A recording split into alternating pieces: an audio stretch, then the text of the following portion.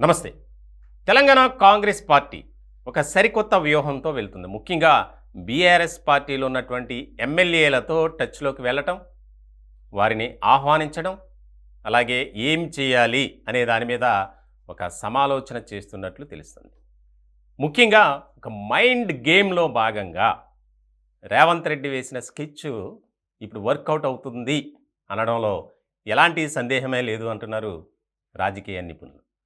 ముఖ్యంగా గత ఎన్నికల్లో బీఆర్ఎస్ పార్టీ ద్వారా 39 మంది గెలిచారు. దీనిలో భాగంగా తెలంగాణలో కాంగ్రెస్ పార్టీ యోచన ఒకటే.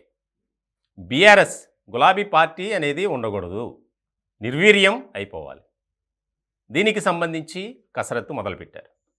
వాస్తవానికి బీఆర్ఎస్ పార్టీ నుంచి ఒకవేళ కాంగ్రెస్ పార్టీలోకి ఎవరైనా చేరితే వారిపై అనర్హత వేటు వేస్తారు స్పీకర్. ఇట్లాంటి క్రమంలో సామూహిక రాజీనామాలు చేసి మాకిష్టపూర్వకంగా మేము కాంగ్రెస్ పార్టీలోకి వెళ్తున్నాం అని సామూహికంగా ఎమ్మెల్యేలు లెటర్ రాసిస్తే దాన్ని యాక్సెప్ట్ చేస్తారు.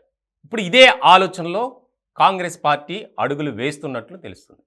వాస్తవానికి 39 మంది ఎమ్మెల్యేల్లో 26 మంది గనుక అట్లా చేస్తే ఆ పార్టీ అవుట్. ఇక దీనిలో భాగంగానే 26 మంది ఇప్పటికి జతకట్టారు, కాంగ్రెస్ పార్టీలోకి వెళ్ళబోతున్నారు అనేది విస్తృత స్థాయిలో ప్రచారం జరుగుతుంది.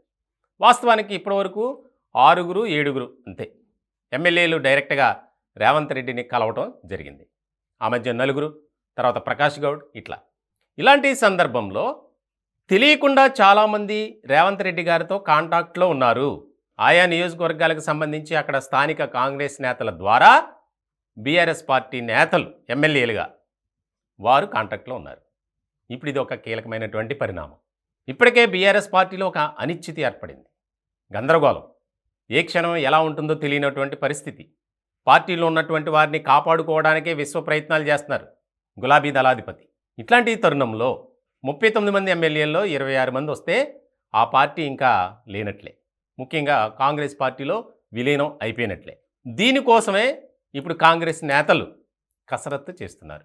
26 మంది వస్తారా అంటే ఖచ్చితంగా వస్తారు అనే వినిపిస్తుంది. దీనికి సంబంధించి 39 మంది ఎమ్మెల్యేల్లో 30 మందికి పైగా మాతో కాంటాక్ట్లో ఉన్నారు, త్వరలోనే కాంగ్రెస్ పార్టీలో చేరుతున్నారని మంత్రి కోమటిరెడ్డి వెంకటరెడ్డి ఒక ప్రకటన చేశారు.